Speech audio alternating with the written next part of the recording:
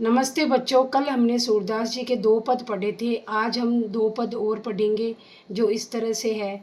हमारे हरि हारिल की लकड़ी, मन करम वचन नंद नंदन उर, यह दर्द करी पकड़ी। जब उद्धव गोपियों को योग संदेश का संदेश लेकर के आते हैं, तब वो उसी के उत्तर में ये बातें कहती है और अलग अलग दृष्टांत देती है। वो कहते हैं कि हमारे हरि, हरि यानी श्री कृष्ण भगवान, हारिल की लकड़ी अर्थात हारिल नाम का एक पक्षी होता है। वो क्या करता है कि उसको हर जगह लकड़ी चाहिए होती है, तो वो अपने पंजे के अंदर तिनका या लकड़ी दबाए हुए रहता है। तो उसी प्रकार से श्री कृष्ण भगवान भी हमारे लिए वही है, अर्थात उन्हीं वो भी हारिल पक्षी की तरह श्री कृष्ण का नाम रटती रहती है। मन करम वचन नंद नंदन उर यानी हृदय। उन्होंने नंद नंदन अर्थात नंद के पुत्र कौन है? श्री कृष्ण भगवान। उनको उन्होंने अपने मन के अंदर मन कर्म वचन से मन में समाये हुए है। यह दृढ़ करी पकड़ी, और ये उनका दृढ़ निश्चय है, ये उन्होंने दृढ़ कर लिया है। जागत सोवत स्वप्न दिवस निसी, जागते सोते उठते बैठते उनको क्या, दिवस हो या रात हो अर्थात दिन हो या रात हो, उसमें भी वो क्या श्री कृष्ण के बारे में सोचती रहती है। कान्हे जकरी, तो श्री कृष्ण का नाम रटती रहती हैं। सुनत जोग लागत है ऐसो। अब वो उद्धव को कह रही है कि ये जो तुम योग संदेश लेकर के आए हो ना, ये सुनते ही हमें ऐसा लगता है जैसे कि जो करोहू ककरी, कि जिस प्रकार से एक कड़वी ककड़ी होती है और वो खाने में हमें कड़वी लगती है, उसी प्रकार से तुम्हारा ये योग संदेश हमें लगता है। सु तो व्याधि हमको ले आए, देखी सुनी न करी। ये कह रहे हैं ये किस प्रकार की व्याधि आप लेकर आ गए, व्याधि यानी बीमारी, कि ये किस प्रकार की बीमारी आप लेकर के आ गए जो हमने ना तो कभी देखी है और ना कभी हमने सुनी है। यह तो सूर तिनहि ले सौंपो। ये अब जो गोपियां हैं वो उद्धव से कह रहे हैं कि ये तो सूरदास जी उनके माध्यम से कह रहे हैं कि ये तो उनको दो, किनको, कि जिनके मन चक्री, कि जिनके जो मन है वो चंचल है अर्थात चारों दिशाओं में घूमते रहते हैं, उनके लिए एक जो योग संदेश काम में आएगा। क्यों? क्यों हमारे तो लिए व्यर्थ है। व्यर्थ क्यों है? क्योंकि जो गोपियां हैं वो श्री कृष्ण को तन मन से वो श्री कृष्ण का नाम रटती रहती हैं और उनके लिए तो वही सब कुछ है। इस कारण से ये जो योग संदेश है वो उनके लिए तो व्यर्थ है। ये उनको देना चाहिए जिनका मन चंचल है और एक जगह स्थिर नहीं है। गोपियों का जो मन है वो श्री कृष्ण के प्रेम में तो स्थिर हो चुका है। अब जो आगे का पद है जो 4 नंबर का, वो देखो आप।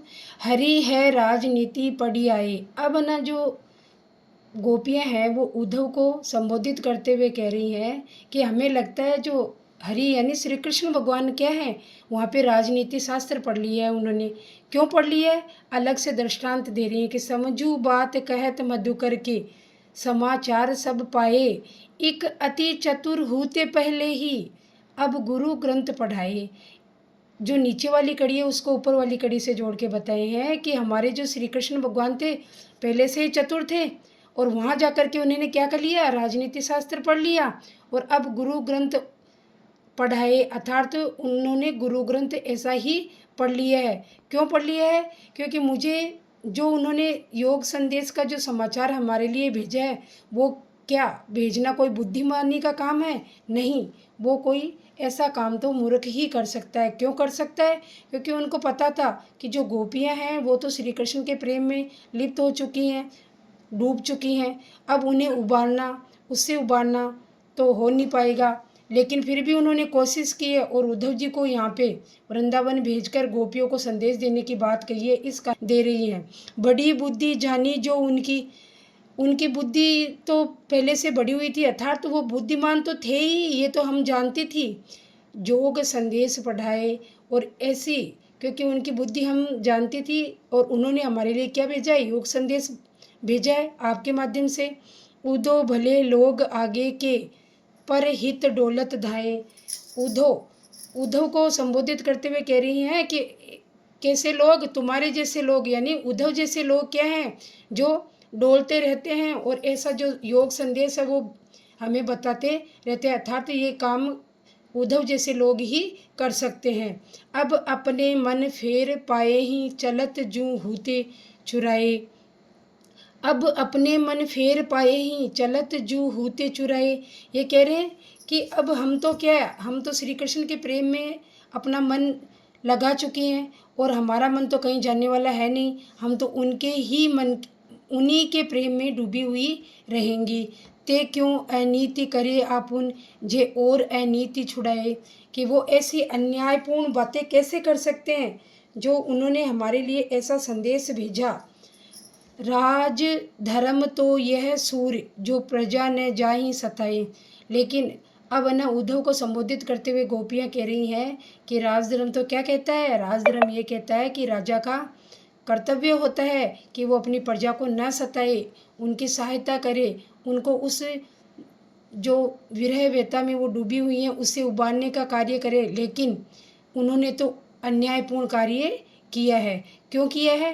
क्योंकि उनको पता था कि जो गोपियाँ हैं वो श्री कृष्ण के प्रेम में डूब चुकी हैं, अर्थात उनमें लिप्त हो चुकी हैं। वो श्री कृष्ण के सिवा किसी और को चाहती नहीं है, वो उन्हीं से प्रेम करती हैं। फिर भी उन्होंने हमारे लिए योग संदेश भेज दिया।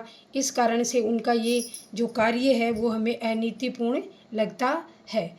तो ये हमने तीसरा और चौथा पद भी पढ़ लिया है। आपको कैसा लगा बताना।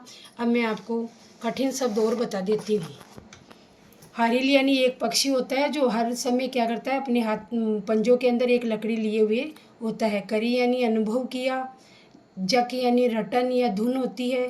करौवी यानी कड़वी होता है। व्याधि बीमारी होती है। चक्री चंचल मतलब चारों ओर घूमना। तिनही उनको। पकड़ी पकड़ी। निसी यानी रात। मधुकर यानी भ्रमर। भ्रमर किसके लिए? उद्धव के लिए। पठाए भेजे। आपुन स्वयं यानी स्वयं। अनीति अन्याय। अन्याय के लिए अनीति का प्रयोग किया गया है। धन्यवाद बच्चों। आपको कैसा लगा बताना।